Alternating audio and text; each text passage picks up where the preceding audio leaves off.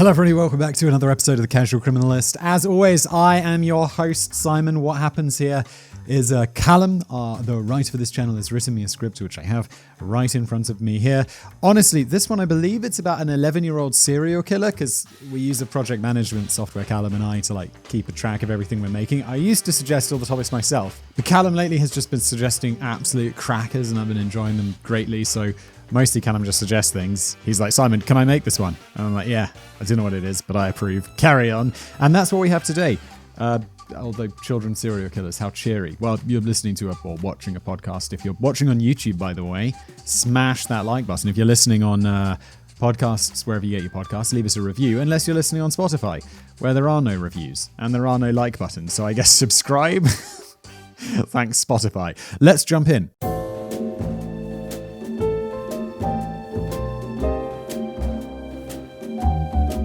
Kids can be so cruel. It's a well-worn cliche which usually refers to a bit of name-calling in the playground or a game of keep away with a backpack. What is keep away? What is going on? I've never heard of this game. It's probably because I was left out of all this. All the fun stuff. I was so lonely. When you start plumbing the depths of juvenile true crime, however, all that schoolyard stuff seems like, well, child's play.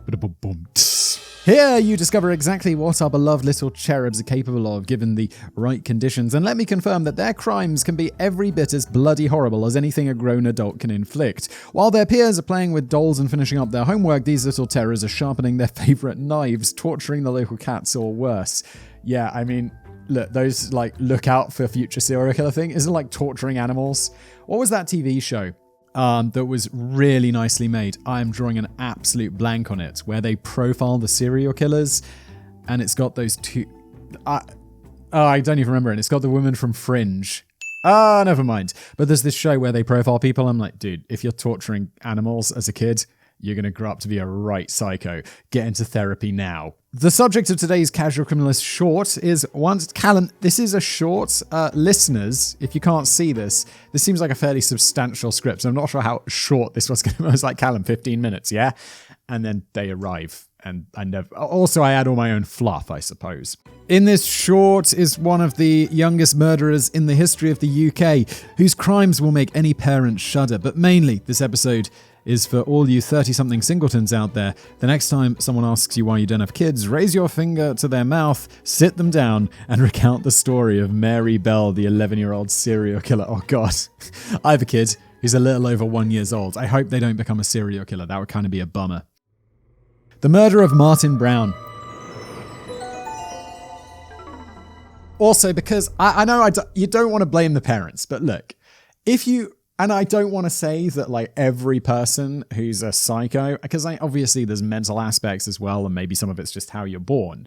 But it's there's definitely going to be a correlation between criminals and the quality of the parenting or something like that. So if my kid becomes a serial killer, people are going to be like, Simon, what did you do wrong? I don't want that. Don't do that, kid. It's the evening of Saturday, the 25th of May, 1968. The parents of a 4-year-old named Martin Brown are starting to get worried because their little boy hasn't come home yet. Martin and his family lived in a working-class neighbourhood in Scotswood, Newcastle, in the northeast of England. This was back in the days when it was normal to let kids roam the neighbourhood from a young age, because apparently stranger danger wasn't invented until the 1990s. Little Martin was in the habit of heading out on his own to play with friends, coming back home in the late afternoon for tea. That's what we call dinner for all our non-Brit listeners. Well, I mean, we also call dinner, don't we, Callum? Tea's at 4 o'clock, where you have, a cup of tea and some biscuits or something. I don't know. Do people really do that? My nan used to do that. Used to have tea with my nan. And I think she would also call dinner tea. This is all very confusing. Why can't we just agree on some words, British people? Also, it's been a long time since I lived in the UK, so I kind of forget this stuff. His parents didn't think they had any reason for worry on that sunny weekend. All the local kids knew each other and would generally look out for the younger ones among them. As things turned out, it was some of those local kids who ended up finding Martin's body just one day after his disappearance. And that is the point, everybody. I like to point out where this got dark quickly. Well, it's in the 6th paragraph today. So I think we're in for a bit of a rough ride today, folks.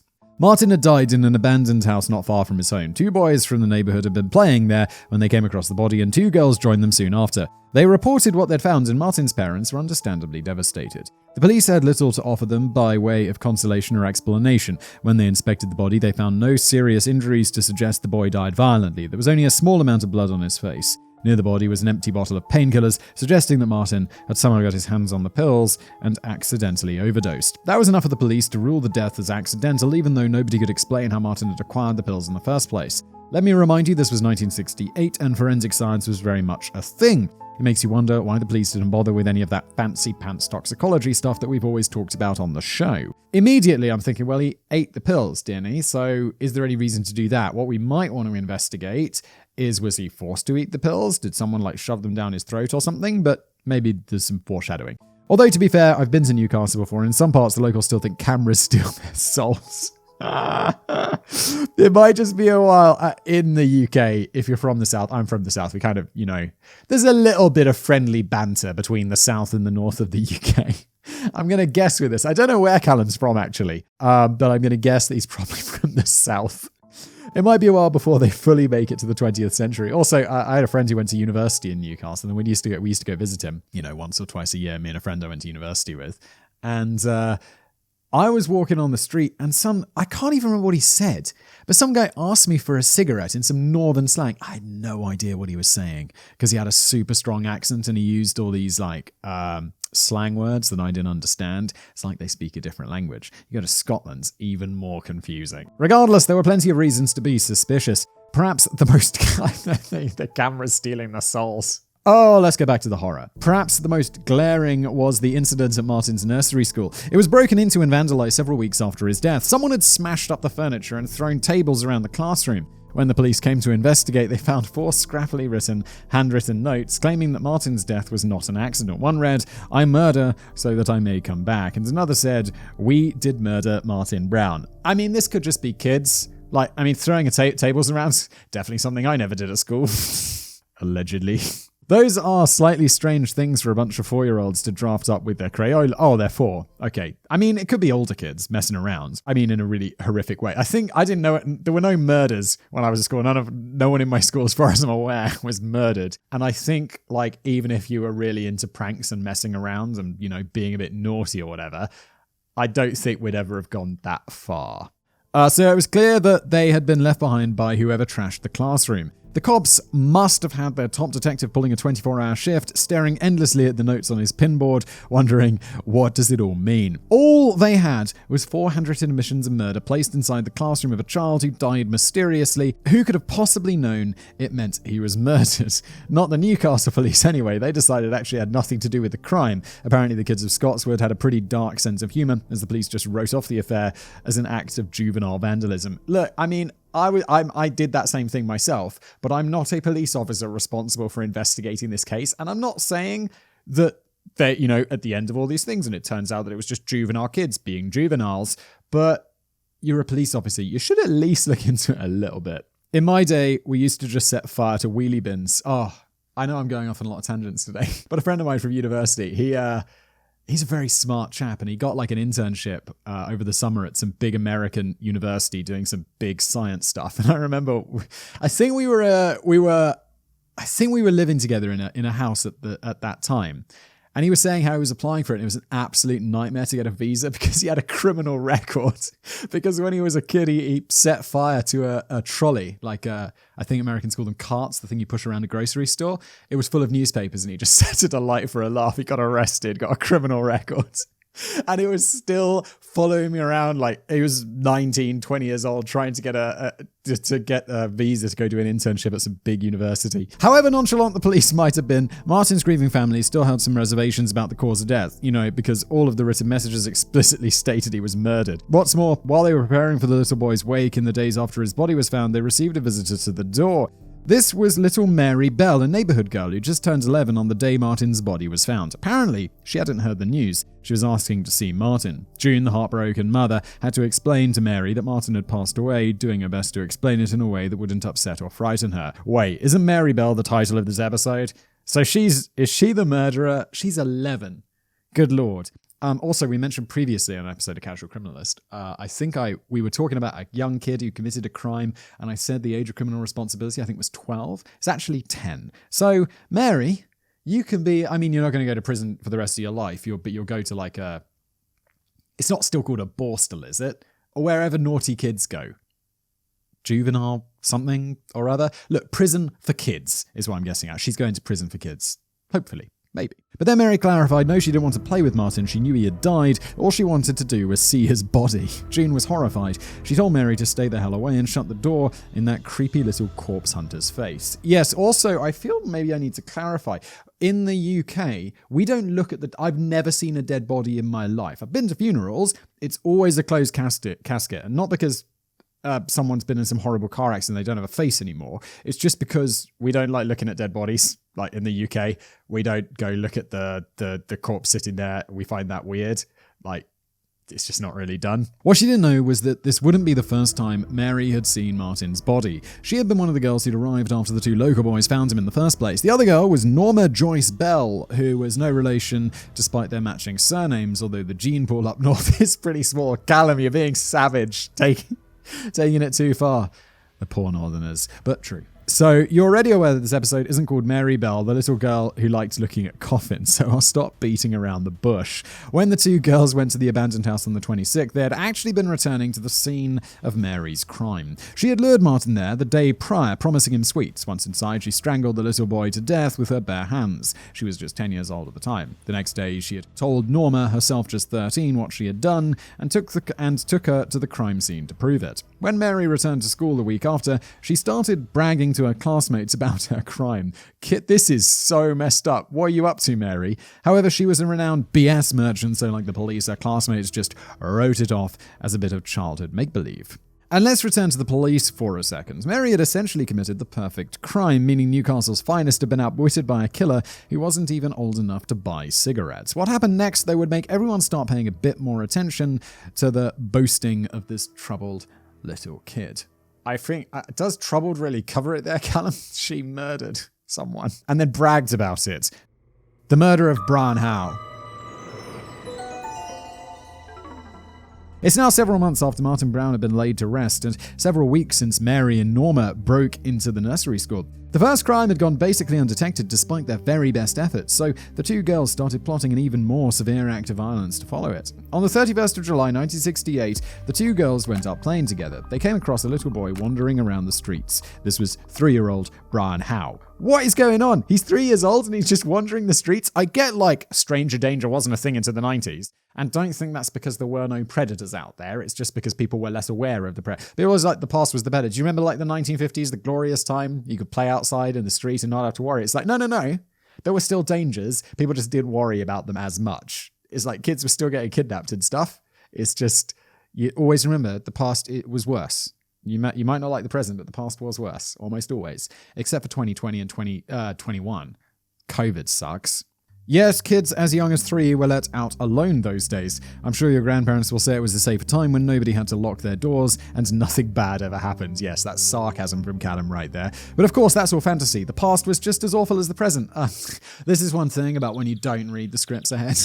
Probably even more so. Case in point, on that day, Mary and Norma led the toddler out to a piece of wasteland overgrown with weeds. They reached a spot hidden from sight by a scattering of concrete blocks. It was here that Mary strangled little Brian to death. Mary, you absolute psycho. After the deed was done, the two girls left like nothing had happened and waited for some of the infamy that they apparently craved. When Brian's panicked family sent out word that he was missing, Mary and Norma even offered to help his older sister go looking. They wandered around the neighborhood together, at one point walking through the scrubland where the girls knew the boy's body lay. When his sister suggested checking among the concrete blocks, Mary told them there was no chance of finding him in there, so they continued on. When Brian's body was eventually found, there was no chance of the police ruling his death accidental. Fair warning, everyone already struggling with how heartbreaking or horrible this is should skip about 10 seconds forward. I'll pause. If you want to, you could do the whole Hey Siri thing, click ahead 10 seconds. The little boy had the letter M carved into his chest, his hair had been cut off in clumps, and his genitals had been mutilated. Good lord, he was 3 years old, guys. What the f***? Thankfully, there wasn't a bottle of paracetamol to throw the canny Geordie cops off the scent. This time, they admitted that yes, someone had most probably killed this kid. What gave it away, guys? What possibly gave it away? Given the gruesome state of the body, they assumed a sexual predator was to blame and started interviewing the local kids to find out if any strange man had been spotted in the area. Investigation and arrest. The community was understandably terrified. Martin Brown's family were informed that their son's death might not have been an accident after all. Oh, so that's what the handwritten murder note and nursery murder graffiti meant. I feel like we've cracked the Zodiac cipher. The police were now on the hunt for a potential serial killer, but the murderer they wanted looked nothing like they expected. Rather than a creepy middle-aged gent with a dodgy mustache and a transit van, it was a girl who wasn't yet out of primary school. The detectives brought in both Mary and Norma to ask them if they had noticed anything strange on the day of the murders. All in all, they interviewed more than 1,200 of the local kids, and more than a few of them had mentioned the strange behavior of these two girls and accounted the public confessions and all that stuff. In addition, Brian's parents reported seeing Mary on the day of the funeral. She was watching the procession leaving their house while laughing and rubbing her hands together. Oh my God, what? Mary, I know we've already established you as a total crazy. What is going on with you? You're like a 11-year-old supervillain. When Norma was brought into the interview room, she could barely contain her excitement at the mention of the murders. She smiled when she told what had happened, but didn't offer up any useful details. Treating the murder of a 3-year-old like a joke was strange enough, but Mary was acting even stranger. When detectives quizzed her on her schoolyard boasting, she wouldn't give them a straight answer. Eventually, she opened up a little, telling them that she had actually seen someone with Brian Howe on the day of his murder. A local 8-year-old boy was playing with him near the wasteland. As she walked by the two of them, she even saw the older boy hit the toddler in the face. There was just one problem with that version of events, though. The boy Mary accused had actually been at the airport on the day of the murder. What's more, Mary had curiously mentioned one thing which she had no right knowing. She told them that the boy was holding scissors. The details of the murder hadn't been released to the public yet. The only people who knew Brian's body had been mutilated with scissors were the police and his killer. Yeah, I mean, normally I'd make fun of the person who committed this crime because it's like, you're an idiot, come on, you're terrible at crime. But Mary's 11, so that's enough of her. She's 11. As if that wasn't incriminating enough, Norma had finally stopped giggling long enough to elaborate on the rumors surrounding her and Mary. She told the police that Mary came to her the day after the first boy went missing and admitted the murder. She had described the feeling of strangling someone to death and said that she enjoyed it before taking Norma to see the body. Mary denied it all, calling Norma a liar. After a time, she admitted to being there when the second boy was killed, but asserted that Norma was the one who actually ended his life. Anyone with young kids will recognize this as the exact same game every little one plays when they get in trouble with their friends, just with somewhat higher stakes. And at any rate, it seems like both of them went back later with the scissors to deface the body. Forensic analysis revealed that the M carved into the chest actually started as an N before being modified. Yes, also I believe, I'm not certain, but if this was, let's just assume they're adults and it's present day, obviously I'm not sure of the law in the 1960s, they would both be guilty of murder because whoever did it, the other one went along with the crime and knew that would it be grievous bodily harm would be committed? So they'd both be guilty of murder. I'm not certain of that. It's been a long time since I studied that stuff. But because it's some sort of gang thing, so like to get people, if you're in a gang and you foresee that someone else is going to murder or commit GBH, then you'll also be guilty of the crime. To stop gangs, I think. It's been a long time. Anyone in the comments, feel free to correct me on that. In the end, though, both girls were arrested and both were charged with murder. Eventually, though, Mary confessed that she had been the one who actually killed both of the kids, while Norma stood on the sidelines. Norma was eventually let off the hook as a bystander rather than a perpetrator, but I hope someone in the court system hooked her up with a psychiatrist regardless. Oh my God, yes. Please, yes. I mean, not to question the wisdom of a judge of the British Crown and an esteemed jury of our citizens, but if Norma had carved her first initial into the body, I'm pretty sure that in itself is a crime. Maybe we can get some legal experts to look into the matter, but I'm 99% certain it's not cool to cut corpses with scissors. Yeah, there's got to be some, desecrating the dead or something, right? Whatever the case, it would be Mary who bore the brunt of the consequences in court. Mary's home life. Now, I'm sure you can imagine that the tabloids had a field day with this one when it went to trial. The only thing they love more than sports and gossip are stories about killer children. As far as they were concerned, this was a classic case of a bad seed, a young girl who was evil by nature, rotten to the core. But we here at Casual Criminalist consider ourselves something of an anti-tabloid. Good, the tabloids are the worst. The news in general is the worst. And it's just become, I don't want to be, I rally against people like, everything was better in the past, but I do feel like news journalism was a little bit better before the 24-hour news cycle, before, clickbait headlines. It's just all shit these days, isn't it? As far as they were concerned, you don't come here for me to spew some fire and brimstone and condemn the wicked of the world to hell. That's what my upcoming channel is for, the IRATE Evangelist. Instead, people would be, because I got so many, if you're just listening to this and you have no idea who I am, you're just like, this guy does this Casual Criminalist podcast. I have like 9 other YouTube channels and podcasts and stuff. So it's not, people will be like, hey, Simon is going to start this. He's going to start the IRATE Evangelist. I'm not, don't worry. It's just a joke. Or is it? Instead, we understand that monsters aren't born, they're made, usually in tragic circumstances beyond their own control. Perhaps it's easier to dismiss the worst criminals as born evil rather than face up to the ways that society collectively failed them. Yes, but also, there is certainly going to be a genetic element. Like we talked about, there's going to be people who are more prone to some things than others. I don't think it's all nurture. Some of it's going to be nature. I'd guess more nurture, but early trauma can have devastating effects in later life, and Christ, it's hard to imagine a more traumatic young life than Mary's. It started with the rather depressing episode of her birth. Mary's mother was a teenage prostitute, only 16 years old when she gave birth to her. She had no idea who the father was, and amazingly for her age, this wasn't her first child. Some reports state that Betty ordered the midwife to take that thing away from me when her newest bundle of joy was born. Her attitude hardly improved as the years went on. Mary's older sister once had to go recover her from another woman's house because her mother had tried to give her away. The woman who took her in had been unable to have children of her own and was desperate to adopt. Still, when Mary's sister came knocking, she readily returned her to where she belonged. I don't know, sounds like she'd probably be better off with just about anybody else. All things considered, this was probably a terrible turn of events for Mary, missing out on her chance at a home where she might have actually been truly wanted. Even if the other woman had been an awful mother, she would have been 100 times better than a biological one, and career criminal Billy Bell, the stepfather from whom she took her name. Neighbors noticed that Mary was a particularly clumsy child, prone to falling down the stairs, and even one time falling out of a window. In another accident, she swallowed a huge dose of sleeping pills and had to be rushed to hospital. How do you... I guess kids are kids. They can do it. I'll be like, we have to, as having a kid, there's all this childproofing and stuff. You got to be so careful because you just be like, look away for a second. It's like, what is that in your mouth? How did that get in your mouth? And what is it? Open your mouth now. Really, her mother was the one behind the vast majority of these misfortunes. Oh, brilliant. Well done.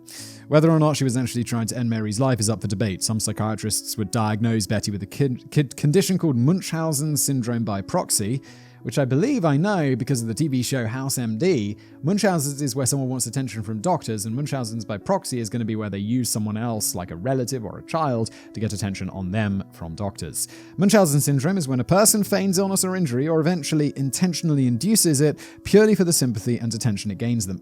So not just from doctors, but the sympathy in general. The same symptom by proxy, as you can probably guess, is when someone else does this to someone close to them. Perhaps Betty was inflicting misery on her daughter because she was addicted to the soothing words of her friends and neighbors, or perhaps it was really just simple sadism. That's not the worst of it, though. In later years, Mary revealed that her mother had actually forced her to work as a prostitute from a young age. Good lord, what is this? It's never been explicitly backed up by anyone who knew her back then, but if the story is true, it could have begun when she was as young as 4 years old.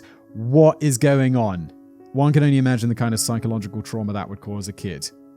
Jesus Christ. It's also reported that when she was around that age, Mary watched one of her friends was run over and killed by a bus. Perhaps this planted the seed, which led to her fascination with death in the years that followed. This is super intense. By the time she reached double digits, Mary had already suffered more than most people endure in a lifetime. Unfortunately, without anyone to save her from that environment or help repair the damage it caused, she turns to inflicting the same pains on other children, a desperately twisted way of reclaiming the power which had been so violently taken from her for years. Yeah, this is something, not having, this is so much psychological trauma. And it's like, I don't know how it is elsewhere in the world, but in the UK, like mental health services are super underfunded compared to, like, you break a leg, they're going to fix you. The NHS is great and it will heal you. But the like psychological stuff is not properly budgeted for. There's not enough money going into it today.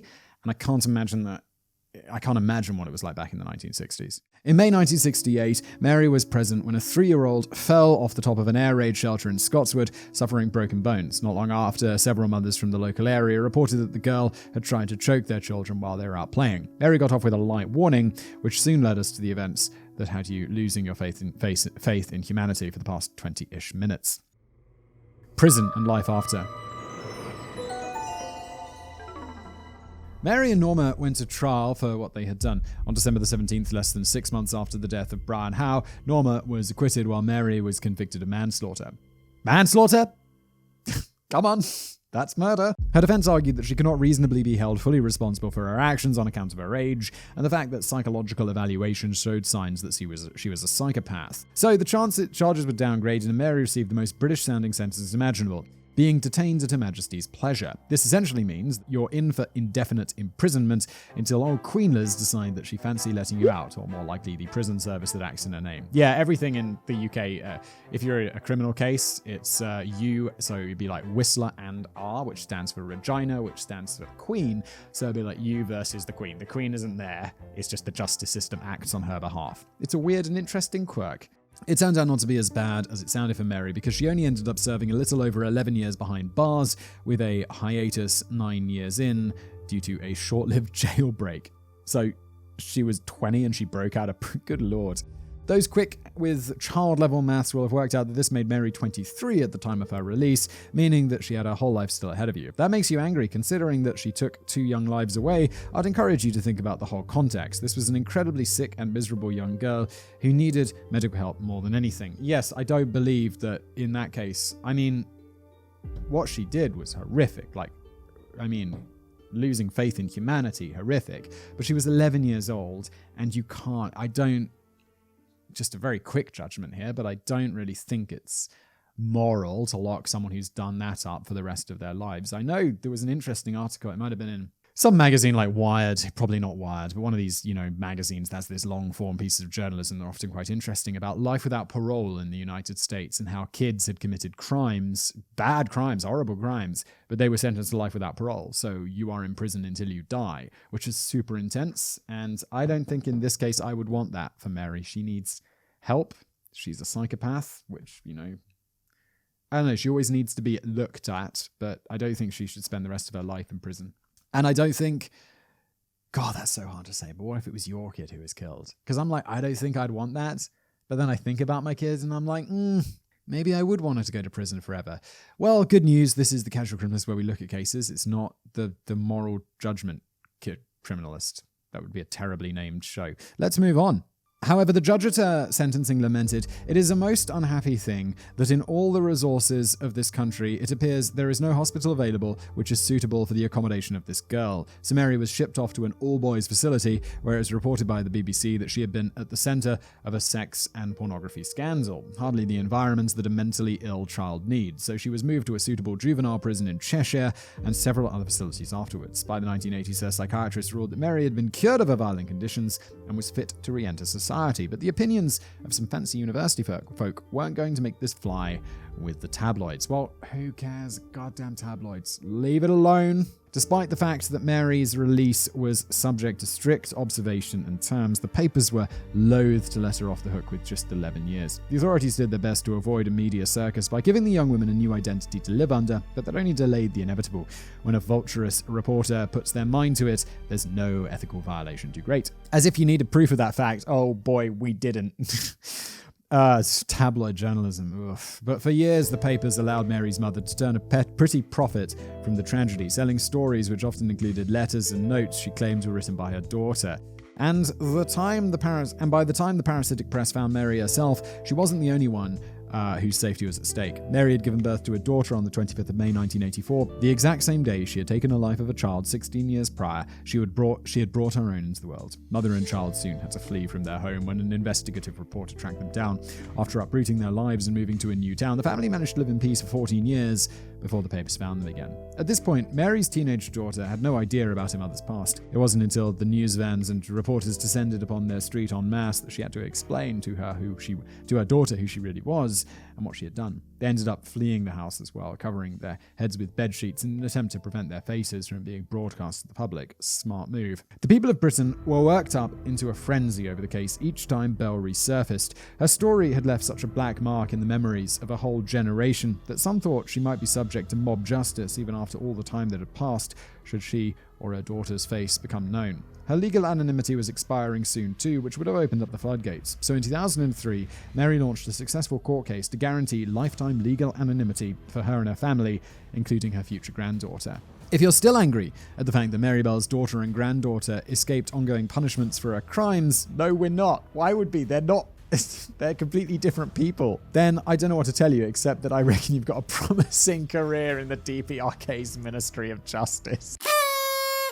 Yeah, if you don't know, as much as we don't know about North Korea. Apparently, there are, the internment camps where if you've committed some crime against the state or whatever, they'll ship you off to. But not only you, they'll also ship off your children and your children's children. So there's like 3 generations of punishment for one person committing crime, which is obviously insane, but it's the DPRK. So, okay.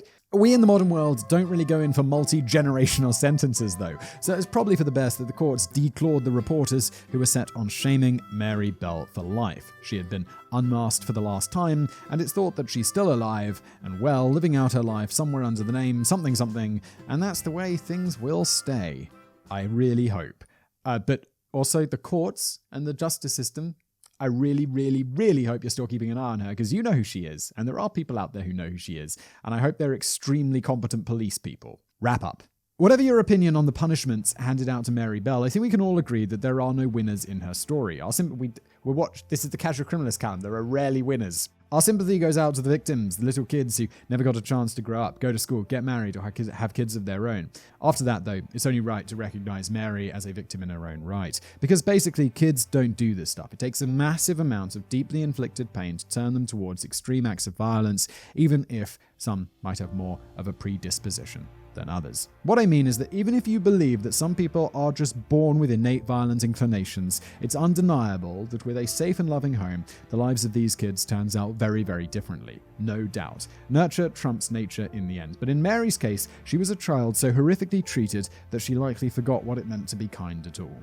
Today we've covered 2 stories, really. The first about a horrible pair of murders, the second a horrific study of childhood abuse and its consequences.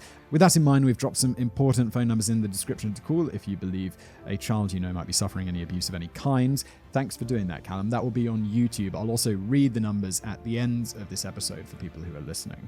The hotlines are completely anonymous, and I think we'll be covering US and UK, which is the majority of the listenership, and I'm sure Google will, if you're in a different country, will provide. Thankfully, our attitudes and safeguards have evolved a bit since 1968, so a little bit of whistleblowing can go a long way and might even save a life or two. That's maybe a bit of a heavy note to end on, but you are listening to a show about a child who killed children. Did you expect to finish with a spring in your step? No, I did not. Dismembered Appendices. Number 1. Mary Bell's account of a horrific history of sexual abuse arose in a 1998 book by a biographer, Gitta Sereny, titled CRIES UNHEARD, The Story of Mary Bell. The book caused a bit of a stir, to say the least. It was revealed that Mary had received payment for the interviews within, which drew the ire of the papers and the government of Tony Blair, who tried to ban it before it went to press. Number 2. A quick word on that jailbreaker glossed over earlier. In 1977, Mary was imprisoned at Moor Court Open Prison at Stoke-on-Trent, which she just decided to leave. Yeah, open prisons are like for super low-risk offenders, or like people at the end of their sentences, stuff like that, where you can just wander off. They trust you to stay there because, you probably don't have long on your sentence anyway, and you don't want to go back to real big prison. It was an open prison after all, so Mary and another inmate just decided to take a little hitchhiking and boozing trip. Police caught up with them after a couple of days and slapped their unlucky new boyfriends with charges for harboring fugitives. That's unfortunate. So this has been an episode of The Casual Criminalist. Just let me quickly mention those numbers just in case, social responsibility, etc. The NSPCC is the one in the UK, and that's 0808 800 5000. And then in the US, it is the National Child Abuse Hotline, 1-800-422-4453. And on that note, thank you very much for watching or listening to The Casual Criminalist, depending on how you get this show. If you are watching on YouTube, please do give us a like, subscribe to this show. Wherever you're listening to this podcast, if you want to leave us a review, that is most welcome. Thank you for doing that. It helps get this show in front of more people, which is, much appreciated. And thank you for listening.